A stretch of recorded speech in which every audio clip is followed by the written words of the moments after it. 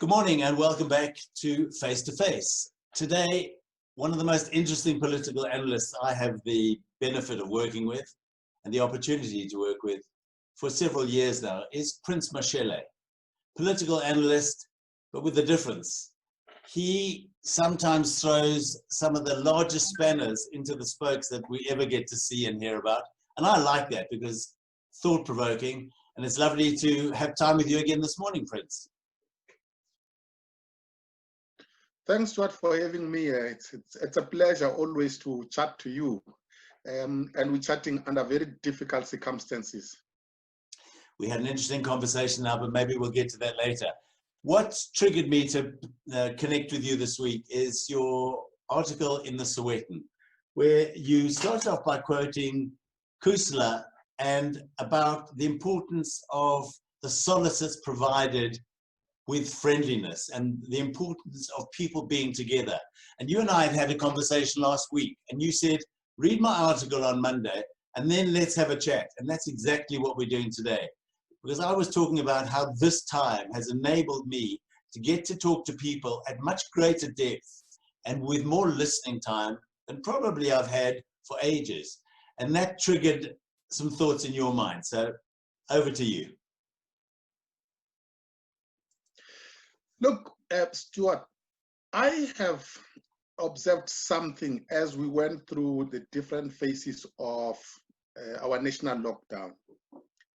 Is that, and it's something very strange, is that the coronavirus and the resultant lockdown have actually made us as human beings to reconnect with our basic humanity.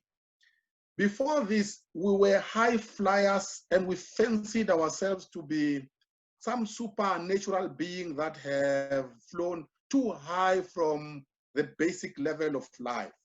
So small things, for example, like a person smiling at you. We took that for granted and thought that we were these intellectual beings who were concerned with big ideas and big things in life. But today we realize that I miss your smile, Stuart. Your smile does a lot to reinvigorate my humanity. When I go around going to the shops to buy grocery and I see people in masks, something in my psychology says there is something wrong with humanity and with the world. That's why I wrote that piece that in the Sowetan, that maybe we should take this moment to reflect a little more deeply about the simple things that make us human beings. So bosses, for example, in homes are beginning to connect with their maids in ways that they didn't connect to their maids before. They have little conversations and they realize that there is something deeply common that they share with their maids. Before the coronavirus, a maid was just an absent presence in the house. But today, a maid is a human being. We all care as to whether they eat, as to whether they have a roof over their head, as to whether they have a mask. It is so true. It's, you know, we're lucky enough that circumstances provided that Leah would stay with us rather than risk taking it home to her family. And it's been an incredible blessing because she's like the grandmother I don't have. She's not that much older than me, but she's just a warm, wonderful soul.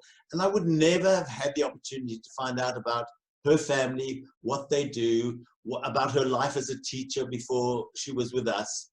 And it is absolutely that. It's also done lots of other things about make us think about other values in our life, certainly in my case, about the money that gets wasted, about the money that could be going in much more useful directions.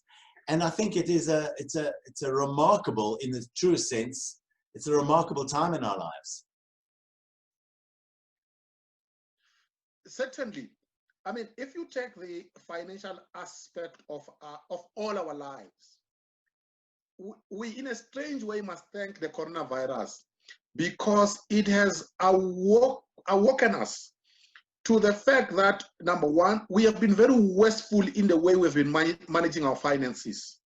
So South Africans now realize the importance of saving, because we have been having a party using money that we did not have. We would borrow from the bank to buy things that are useless.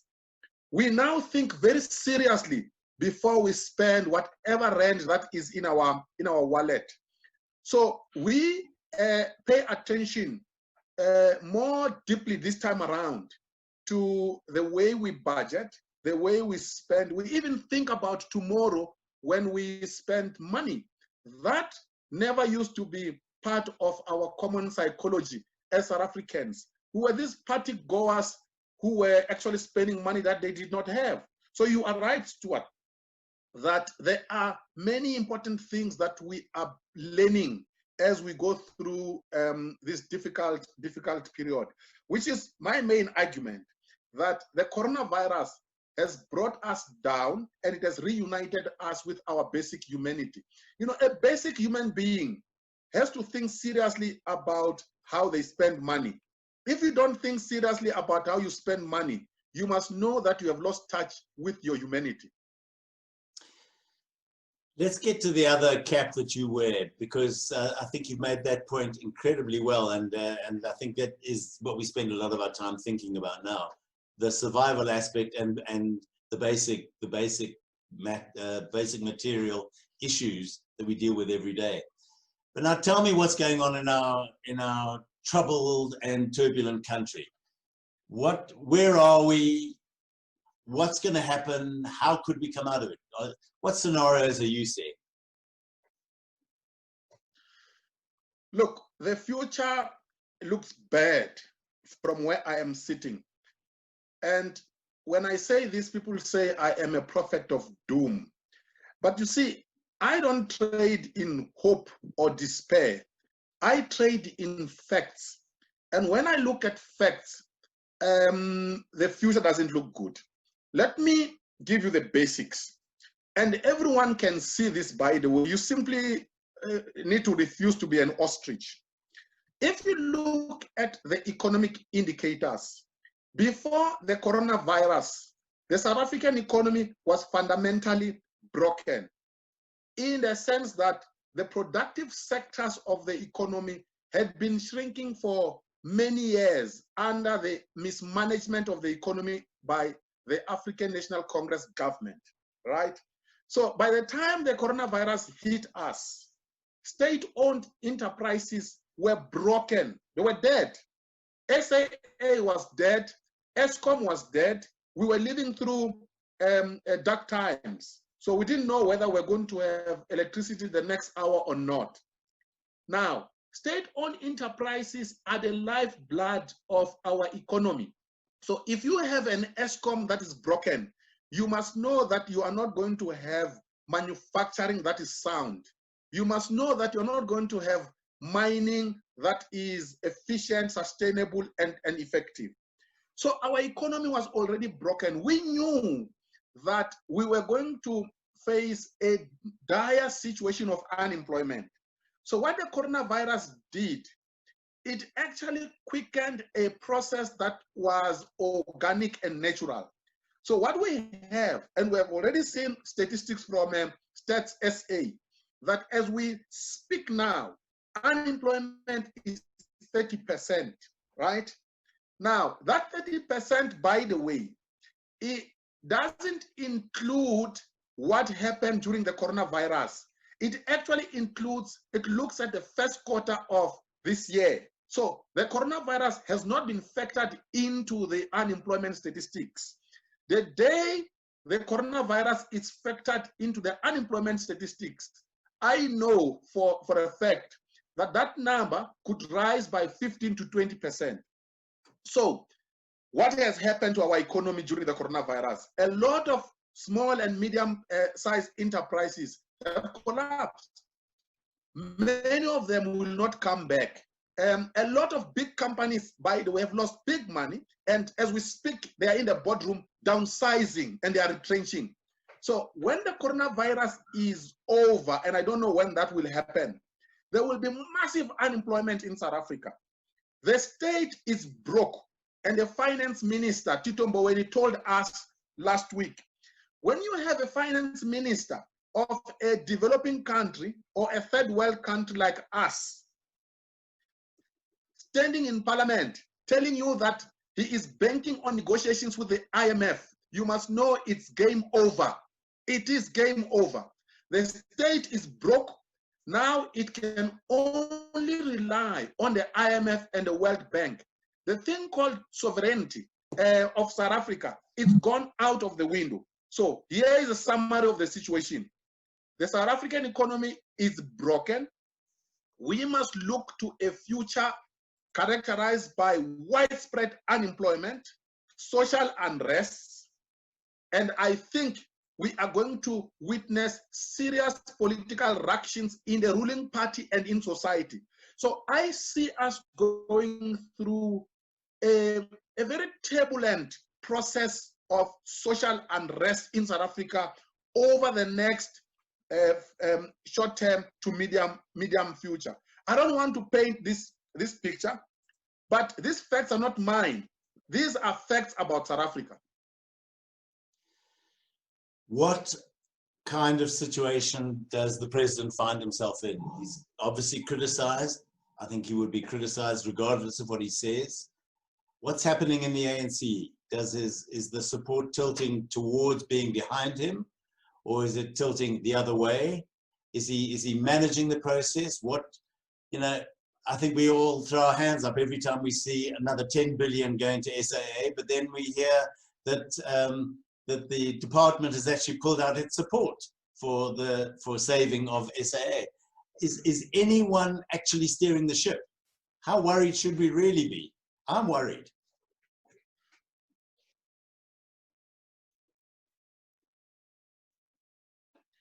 Look, Stuart, many people are beginning to realize what I saw a long time ago. And when I said it, people said, no, you just don't like the president. I said that President Cyril Ramaphosa is a very weak leader, that the hopes that people had that he would turn around the South African economy, the South African state, I said those hopes were actually baseless.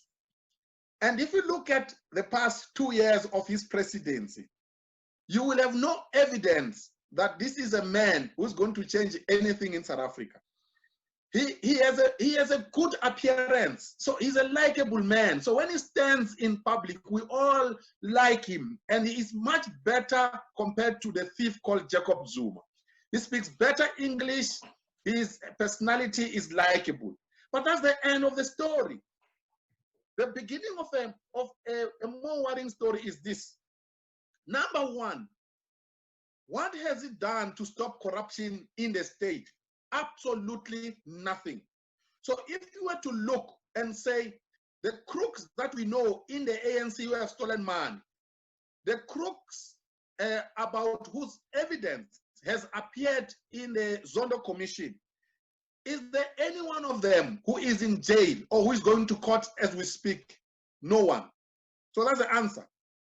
So the criminal justice system remains broken.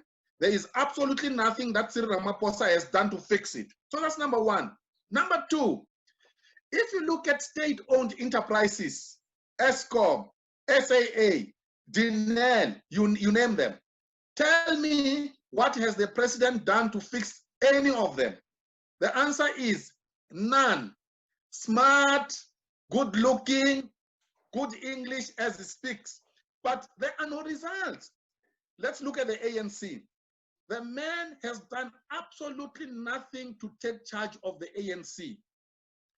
Last week, by the way, most people may not know, F2F Mashele wrote a letter instructing everyone in the ANC, telling them that, one, the appointments on boards of state-owned enterprises are done by him through the deployment committee. He even instructed them to send CVs of applicants. If you want to be a board member of Eskom, F2F Mashele says, be sent to him. This is, I'm not making it up. I have the letter, by the way, right? So So here's the thing, Stuart. Who runs the country? It's certainly not Cyril Ramaphosa, which is why nothing has happened over the past 2 years. People think this guy is going to fix something. Absolutely not. He is not in charge of the state. Our state is run by crooks to Tula House. Well, that's a happy note. Thank you for that. So what's going to happen? What are the likely? What's possible? I mean, we like to cling on to the hope that the MPA is doing their job behind the scenes, that they are closing the net on the bad guys. Well, you know, we hear little nibbles about what's happening at VBS. Then we hear that one of the guys is back in his job. What do we do? Can you see the tunnel, let alone the light? Here is the formula, by the way, and it's up to South Africans. The ANC has reached its sell-by date. So the sooner South Africans realize that, the better.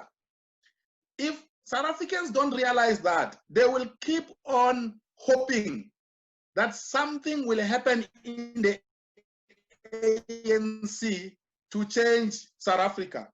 Here's the truth. Nothing will happen in the ANC to change South Africa. The ANC as a party is entirely corrupt. If you want a confirmation of this, you must look at the evidence given by Popo Molefe yesterday at the Zondo Commission.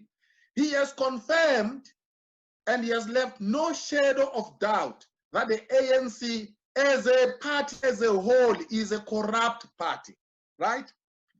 So this idea that an angel can emerge out of hell, it's really stupid. There is absolutely no way in the kingdom of Satan you must expect only demons. So we must forget about the ANC and begin to think seriously about our country and separate South Africa from the ANC. That's the only future. When we begin to think that way, we will ask a different set of questions. What do you and I, as Stuart, as people who are true patriots who love South Africa, what do we do to save our country? So once we ask such questions, we will realize that the future lies outside the ANC. It actually lies in our agency as citizens. If it means we must organize ourselves into civil society formations, means we must organize ourselves into new parties, let's do it to save our country. That is the only future of South Africa. If we don't recognize that, we will keep on hoping for things that will never happen.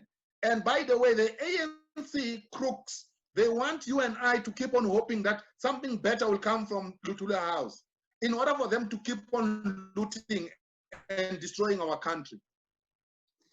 Do you not see the handcuffs of justice being placed on some of those crooks in the near future? Look, we have a history here, and by the way, recent history. Crooks are more powerful than saints. Remember what happened to a guy called Thabo Mbeki.